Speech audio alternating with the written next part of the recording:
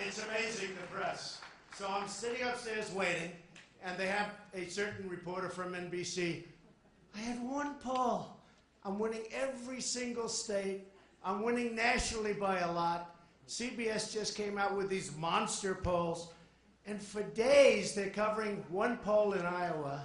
They just keep hitting me with it. And if I would have won it like I have been doing, and I have other polls in Iowa where we are leading, and big, but they keep hitting me with the one poll. You're going to find out about the media someday, folks. They are the worst. I will tell you, they are the worst.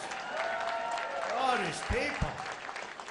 And, you know, it's interesting. CBS came out with a poll yesterday, which was amazing. In New Hampshire, do we love New Hampshire?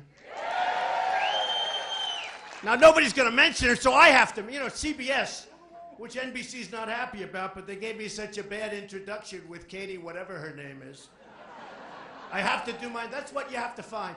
What you do is, if they don't give it to you, you got to give it to yourself. Does that make sense? Do it. Just do it. Don't worry about it. They'll say he's terrible, he's a horrible human being. Who cares, right? So in New Hampshire, very special place. And by the way, they asked, where would you like to do this? Because they don't do these town halls. 2 hours on NBC Today Show, which is a great show. And I love Matt. Of course, after the interview, I probably will walk out and say, he's terrible. But we love Matt, right? Matt's a good man. So in New Hampshire, listen to this, 38-12. Now that's CBS. So Katie Tur, why don't you mention that, Katie Tur? You don't mention that.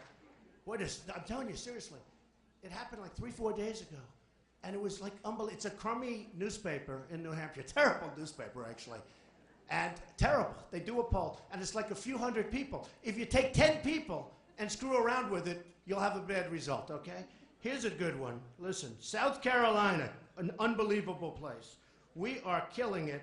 40 to 23, okay? So I actually think, you know, 40 to 23, I almost like the 38 to 12. I mean, that's even better, right? You know, the 12 is down the tubes. ABC Washington Post, a big one, just announced on Friday. I have to announce these because the press refuses to. By the way, if I were down, it would be headlines all over the place. I'm winning. Think of it. Every state, every national, one crummy poll. And it wasn't even that bad. And it's all I hear. Washington Post, ABC, 32 to 22. And Gravis, 41. Gravis just came out. 41. So, I mean, we're doing, and I could go on and on and on, but I'm not going to do it because we want to talk about other things like Bush, like Carson, like Hillary. Oh, Hillary. Oh, I can't take another Hillary. How bad is it? What a mess. No, she's always in a mess. Do you notice? They can never be like clean. They just run the country like, it's always a mess. You know, think of it. You know, I don't want to go back into the past, but let's do it. No, but there are always problems. Just run the country. We have a country that's in such serious trouble. We need somebody that can go to China and say, folks, it's time. It's time. You can't keep taking our money.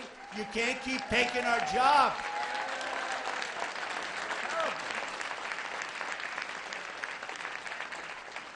So we'll start with Bush, and let's just go, right? Nice guy, really is. You know, I said low energy. By the way, Carson is lower energy than Bush. I don't get it. I saw him being interviewed. He's lower energy than Bush. He's a nice guy. He's not going in. You know these Chinese negotiators, they come in there fierce. Fierce. Remember I said blood coming out of somebody's eyes? These people really have blood. I mean, they see you. They want your jobs. They want your money. They want your base. They want your country. I mean, they want everything. And we need the right people. You need somebody with the right temperament. They are not going to be dealing. You take low-key people. Low-key people. Bush said, I don't like Mr. Trump's tone. We have people, their heads are being chopped off in the Middle East. And he's worried about tone. We need tough tone. Believe me, it's time. It's time. So Bush, you've seen what's happened. Bush is out there. His campaign's a disaster. That's because I came along. I'm proud of it. Because let's face it, hey, let's face it, they did screw up the Middle East, okay? Let's not kid ourselves. You know, when you look at that migration, the whole thing, a total disaster. But Bush is now cutting salaries by 40 and 50%. He had one person that worked for him, got paid $1.3 million. I want that job. Everybody in this room wants that job. Think of it. And the person's like, didn't do a good job. He's losing, he's getting killed. And I say, if you can cut 40 to 50%, and they're all taking it, everybody's saying, we'll take it. Why didn't you do that 7 months ago? If they take it now, they're going to take it then. So why didn't you do it 7 months ago? So he's meeting now with mom and dad. No, it's true. He needs counsel. And he was very angry over the week. He said, you know, if this is going to be this nasty, let them have Trump as their president. It's going to be nasty. Hey, Putin is a nastier guy than me. We were on 60 Minutes together. The highest ratings they've had in a long time, I have to tell you. And the game before was terrible. It was a blowout, right? You know that. He was my stablemate. We got along great. We didn't talk, but that's okay. No, we were on 60 Minutes together. We can make deals. But if he doesn't like my tone, how's he going to do with Putin? How's he going to do with these killers in the Middle East that take our product? You talk about product. In this case, it's all military product. They take the best Humvees, the best weapons, the best rockets, the best rifles. One bullet gets shot in the air and they run. And they leave everything so the enemy takes it. And our people don't have the best. We don't have the Humvees with the armor plate. 2,300 armor-plated Humvees, best in the world. Now, if we had them, our boys and our women, over our soldiers, our great soldiers, the wounded warriors are the best people. They're the best. They're better than any of us, including me. Okay?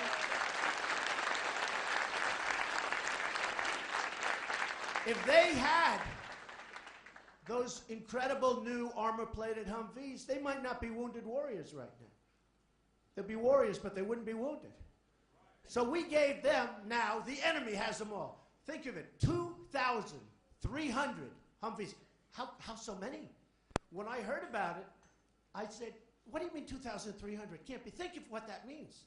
That's like a flotilla forever. And we don't have them.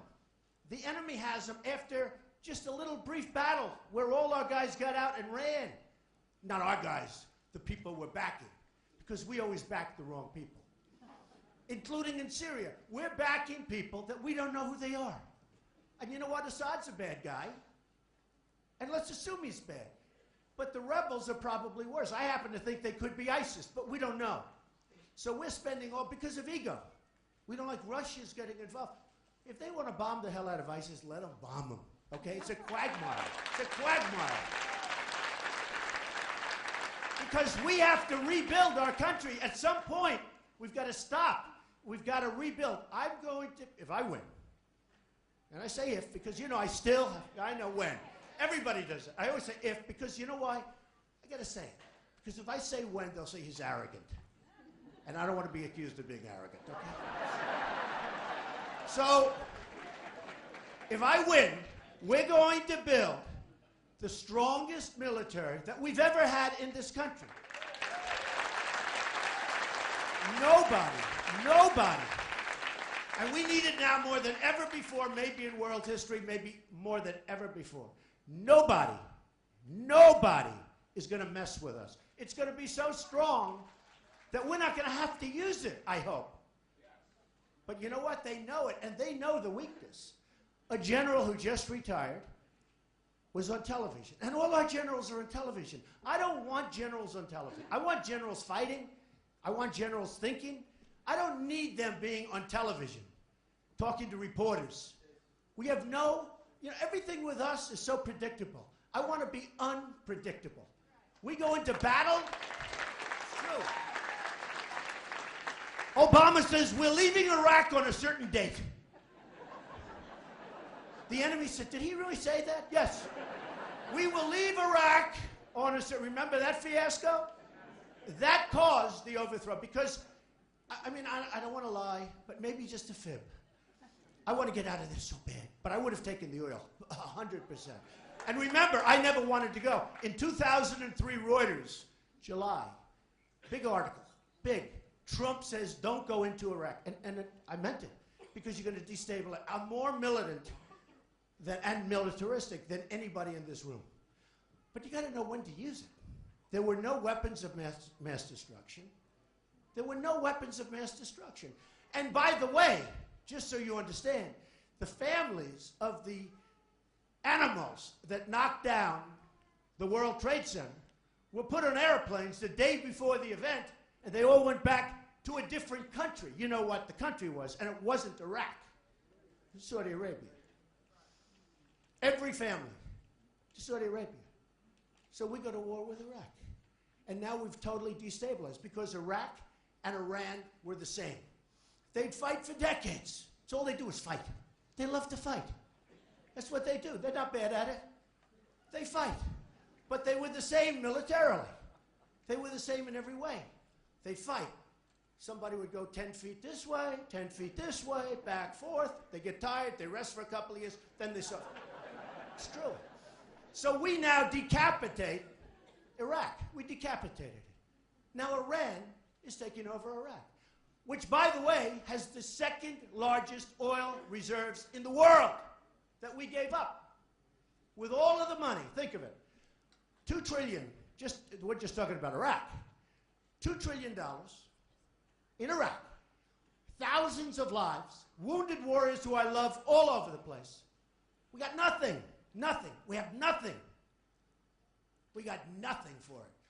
And I said we keep the oil. You know who has the oil now? ISIS. You know who's getting the oil? China. #1 customer, more than anybody else. You know what they spent? $0. You know what they spent in Afghanistan? $0. In Afghanistan, we're fighting, and it's okay in that case. Maybe that's where we should have gone in the first place, because Afghanistan is near Pakistan. Pakistan has nuclear weapons. We want to protect it, etc. But we're fighting, and it's huge mountains. And on the other side of the mountain, you have China taking out the minerals, because nobody knew, but Afghanistan has great wealth in minerals. And nobody knew this. So you have the excavators, probably bought from Komatsu in Japan, because Japan has so devalued its currency that it's hard. You saw the Caterpillar numbers last week. Terrible, right? And I've been predicting this for a long time. So China is taking out the minerals on this side of the ridge, and we're fighting over here. How stupid are we? And this is why, you know, I come to New Hampshire, and you see a poll where it says 38-12, or I go to South Carolina, and you see 40%, and every week I go up, up, up, up, up. And every week these idiots on television say, well, I think he's peaked now. They've been saying this for months. It's true. Before I started, they had me down at 3. My wife said to me, you know, if you run, you're going to win. I said, why? Because people love you, but they don't believe you're running. And that's why you only have 3. I said, but I only have 3. How could that be possible? I thought people liked me. She said, because nobody thinks you're going to run. I said, yeah, she's my pollster. See, Melania is my pollster. Can you believe it? She's better than the other pollsters. So then I announced and I go up. Then I filed the financial disclosure, which everyone said, oh, it'd never file because maybe he's not as rich as people think. Turned out I'm much richer. In fact, I would have filed it. It's true. 500 companies. I'm much richer than anybody ever dreamed. And I don't say that bragging. I built an incredible company. Very little debt, tremendous cash flow, the best assets. You know the assets. Doral, Trump Tower, all over the city. But the best assets, even in Europe, Turnberry in Scotland. Anybody know Turnberry? I buy in Europe because you can buy. I mean, you can make great deals. So what happens, I go out, and we have this incredible run where I go from 3 to 12 to 18 to 20 to 20. And every time, every week, he's now reached his plateau. Well, last week I hit in one poll 49. I said, okay, I'll accept that plateau. You know, when you had 49 and you've got 16 people in a race, think of it. 49 is great if we had 3 people, right? I'll take 49 all day long. I don't like it with 2 people, but I love it with 3 people. But boy, do I like it with 15, 16, or 17 people. It's true. Incredible.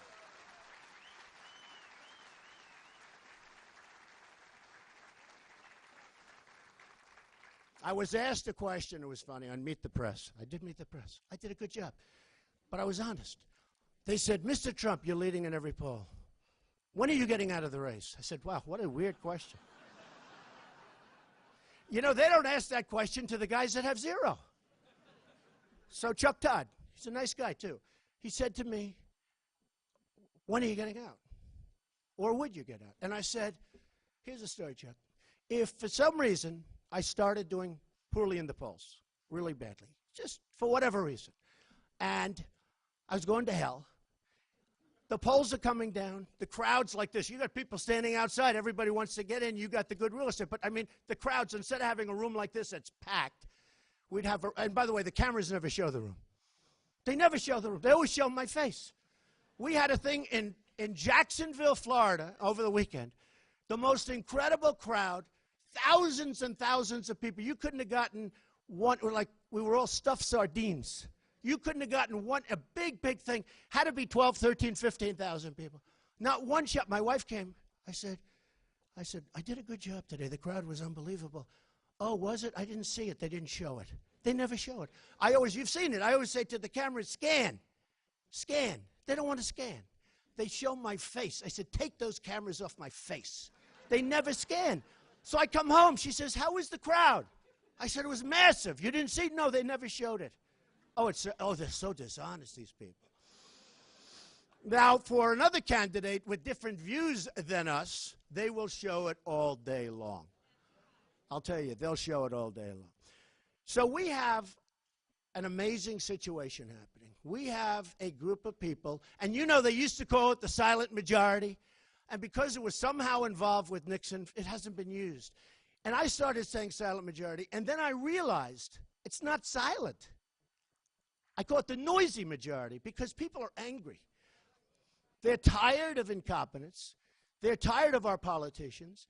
They're tired of a Secretary Kerry and a president that they don't know the first thing about how to make a good deal. Sergeant Bergdahl. We get Bergdahl, a dirty, rotten traitor who's not even going to go to jail. He would have been shot 20 years ago. No, we get Bergdahl. Think of it.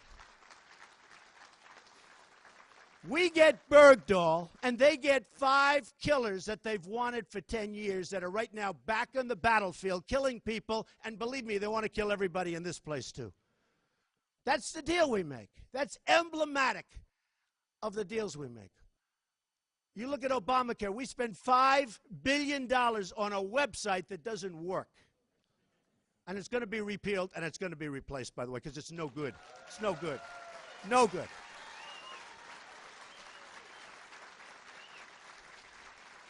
So we have a Secretary of State. We've really had a couple of beauties, haven't we?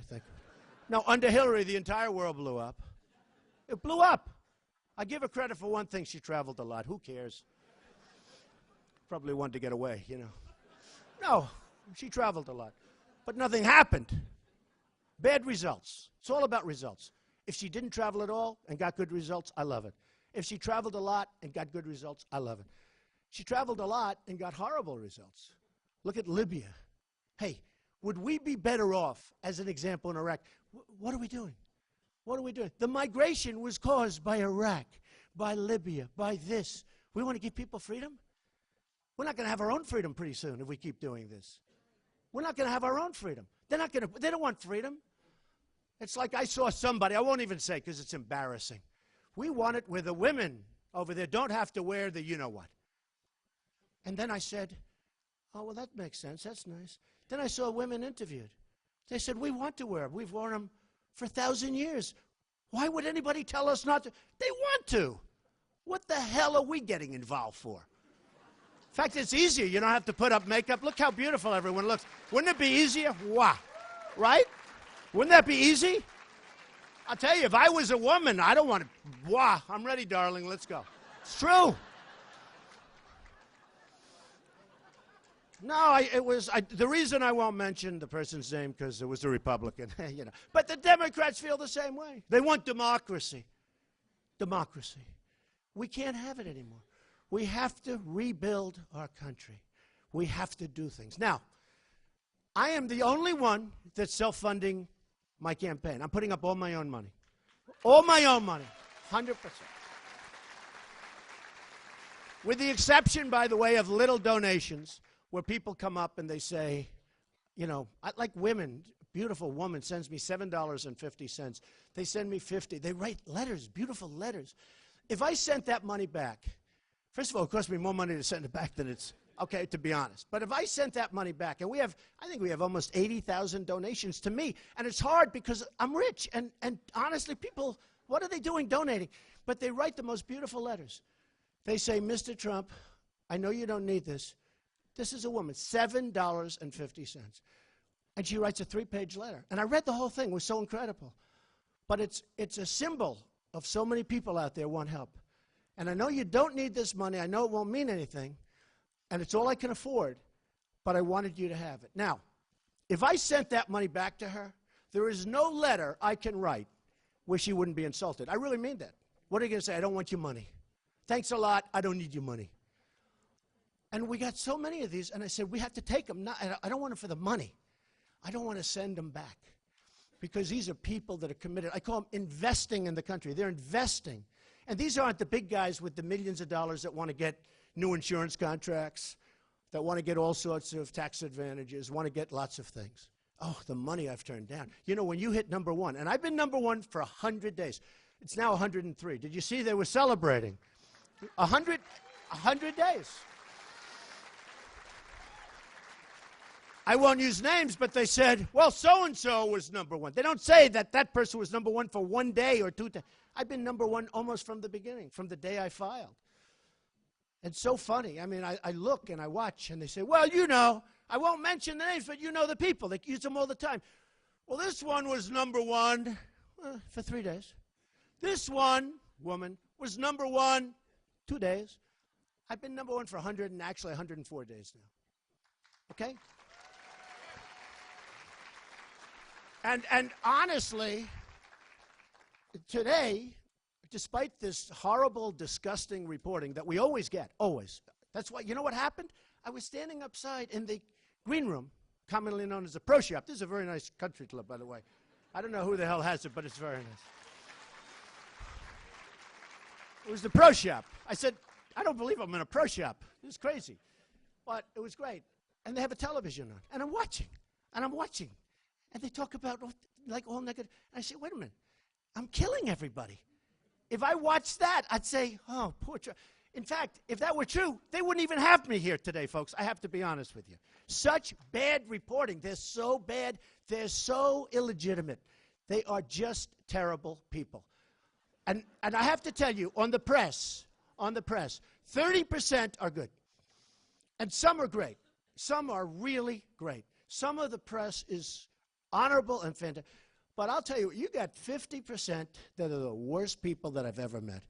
They're worse than anybody. And you know the other thing I found out how bad, because in the financial press, it's a little bit easier because it's sort of numbers and they speak a little bit, although that they try and screw up also. But I will tell you, the political press is just really bad. But I found out 2 things. Somebody said, what'd you learn? I said, for one thing, I learned how incredibly smart the public is. I swear to you I mean that. Because I'll get this story that's a total lie, and nobody believes it. And you know, the press has a lower approval rating than Congress. Can you believe it? Did you see that? The media is rated, and you're right. They're scum. They're horrible people. They are horrible people. True. So I really learned 2 things. How really brilliant, and I mean brilliant, the public is. They get it. Because in theory, with my press, I shouldn't be at 48%. I shouldn't be winning it's amazing. They're really smart. And the other thing is how bad the press was. Those are the two things I've learned the most. Can you believe it? Now, the other thing I've learned, but that I knew, is how stupid our politicians are. How they allow an Iran deal to go through. Think of it. We get nothing. We get nothing. We get absolutely nothing. It's one of the worst contracts, not deals for countries, one of the dumbest contracts, and I did write The Art of the Deal. I think it was the #1 selling business book of all time. Who has The Art of the Deal? Who's read it? Everybody? So, no, but whether you wrote The Art of the Deal or not, I mean, how bad? 24 days inspection, but it doesn't start for a long time because you have to go through a whole process. How about the self-inspect? I love the self-inspect. They have it in a clause that they can self-inspect certain areas. Now, the areas that they self-inspect, those are the most critical areas. They don't want anybody there. Oh, okay, you can self-inspect. Send us a letter. Dear Mr. President, sir, dear Mr. President, everything's fine. You know, the president calls him the supreme leader. I guarantee you I will never be calling him the supreme leader. He's not going to be good. I'll say, hey, baby, how you doing? I will never call him the supreme leader. And I'll get along with him probably. And maybe not. And if he doesn't get along with me, they got problems. We don't. Believe me. And we'll get along with Putin. And we'll get along with everybody. But think of the Iran deal. So you have the Iran deal. You have the self-inspection. You have the 24 days. And in 24 days, man, can you do damage. And then we'll go get that battleship. You know, I do a lot of building, to put it mildly. I get that battleship shiny gray. I call it battleship gray for the garage floors, right?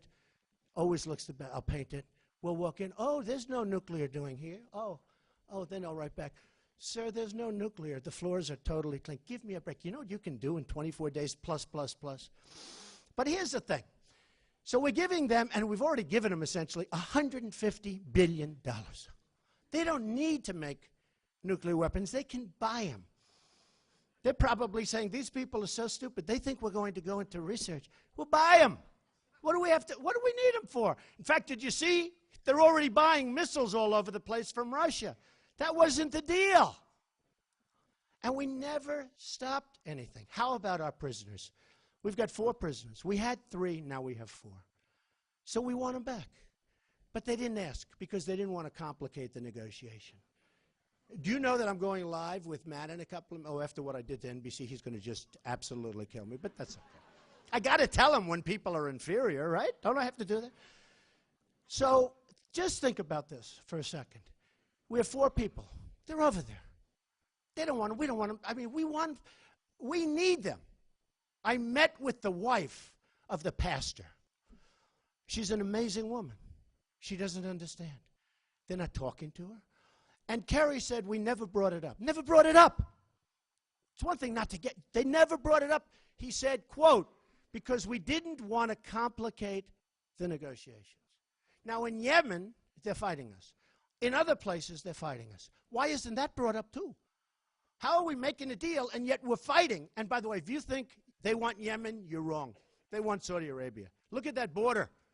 That border is so beautiful. It's just waiting. And they figure we're so stupid, you know, I mean, they can do anything. And here's the thing. So Saudi Arabia, at least a year ago when the prices were a little, so now it's probably half. But Saudi Arabia was making $1 billion a day, $1 billion a day. Think of it, $1 billion a day. Oh, what I could do with that money. No, think of it. We help them. We fight for them. We die for them. We get nothing. How stupid are we? And you know what? All you have to do is say, fellas, we're going to protect you. We love you. You're great. Pay us a lot. They'll say, we'll pay.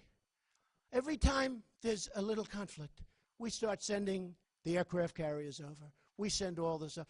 They don't pay. South Korea, I ordered 4,000 television sets recently. South Korea. Samsung, LG, everybody, all the television. You can't buy them here. Nobody makes televisions here. One of the announcers said they do. They don't. They assembled some parts in a place in South Carolina. They said they make them. They don't make them. I said, really? I'll buy them. But I want the name, because when I put them in hotels, I like to have a nice name. This was a name I never heard of. But I would still do something. They don't make them. They assemble them. The parts come from other parts of the world. So South Korea, we get nothing. We got 28,000 soldiers there. We got this madman who nobody ever talks about, by the way. We talk about Iran. But we don't talk about the guy that actually has nukes and constantly said that he's going to use them. You know why? Because they're afraid to talk. Because they don't want to get involved. They don't want to get involved. And you know who controls them 100%? And they say they don't? China. And we have total control over China. Because without us, their economy would die. They would go into a depression like you wouldn't believe if we stopped. So we would say to China, fellas, go in there and get that maniac, get those nukes out of there. He's threatening us. You get them out. And they have 100% control. And here's what they say. Well, we do not have complete control over him. He's very different. They love that he's taunting us. They have complete, without China, they starve. They get everything through China. And China is tough. They have total control. But they say they don't. So we have people that aren't doing the job. We gave in the money. And the latest on the prisoners is this. So we have 4 prisoners. We should have asked before it started, we want our prisoners back. This is 3 years ago. Now, did you ever see a negotiation that went on so long? You know, we're not talking about rockets to the moon. We're talking about a negotiation. Somebody called up from one of the papers. They said, how long should it have taken? I said, a day. But give it a week. That's all. This thing's been going on for years. And then Kerry goes riding a bicycle. He goes into a bicycle race at 73 or 74 years old. He falls, he breaks his leg. I don't want him on a bicycle during nuclear negotiations. This guy, I don't want him. He falls, breaks his leg, walks into the room. He's in the hospital for 2 days. Then he walks into the room. The chief negotiator from Iran, who's tough as hell and smart as hell, the Persians are great negotiators, looks at this guy, oh, it's too bad, thinks to himself, what a schmuck, okay? This is our negotiator. This is our team. No, this is our team. Do you think he likes me? I don't think so. Who cares? I don't care. You know what? If he did a great job, if Obama did a great job, I'd love it. I wouldn't be running. It's true. I would love it. I'm an American. Before anything else, if he did a great job, I'd love it. There would be nobody happy. I wouldn't be running. I love my business. You know what I'm doing. This isn't so easy. Believe me. You think it's fun? I could be other places at 7 o'clock in the morning, not on live television all over the world. So anyway, so we need new and great leadership. We need leadership that gets back our prisoners, that doesn't give. I guarantee you that if that was my watch, number one, I would have doubled up the sanctions. They would have been begging for a deal. But I guarantee you, if that were guaranteed, first thing I would have said, fellas, give us back our prisoners. You don't want them. You don't need them. We want them. Good for the deal. Going to help us. We're going to like you more. Everybody, give us back. I guarantee, 95% sure they give them. Now, if they don't give them, the 5%, we leave. You get up and walk out, okay? Which is okay. I do that all the time with deals. Most of the time they call back, please, Donald, come back. Come back to the table, please, I beg you. I told the story about Doral. I got $20 million off. I walked out. I came back. They said, we'll take $20 million off the price. But that's what happens. I guarantee with the right messenger. So here's what happens. They said, we are now willing to open, the deal is done, right? So they now announce that we are now willing to open the deal for the prisoners. We want at least 19 of the people you have, and we want many other things, and we're giving you back 3, not 4. Now think of this. We should have had them back for nothing. Well, for nothing. We should have had them back for the worst deal ever made. But now, just think of it. They now want 19 back for 3, and they won't give us the 4th. They want to keep the 4th. And they want many other things. That won't happen if Trump becomes president. Believe me. Believe me.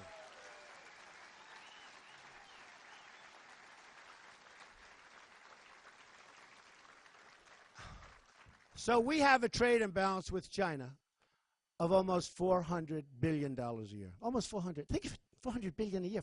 Somebody said, no, it can't be. You mean 400 million? I said, no.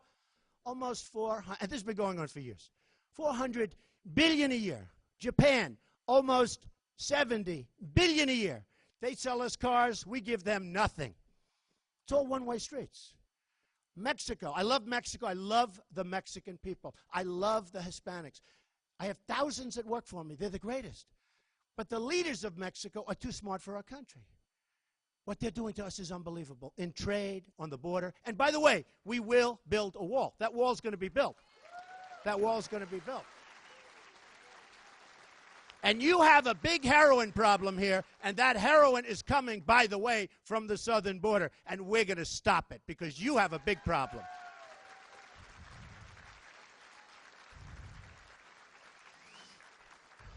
So I have the best people in the world, the best negotiators, Carl Icahn and many others, the best. They don't want anything. They don't want money. But I'm going to put them in charge of trade deals. If I put a guy like Carl in charge of China, Carl, look it over.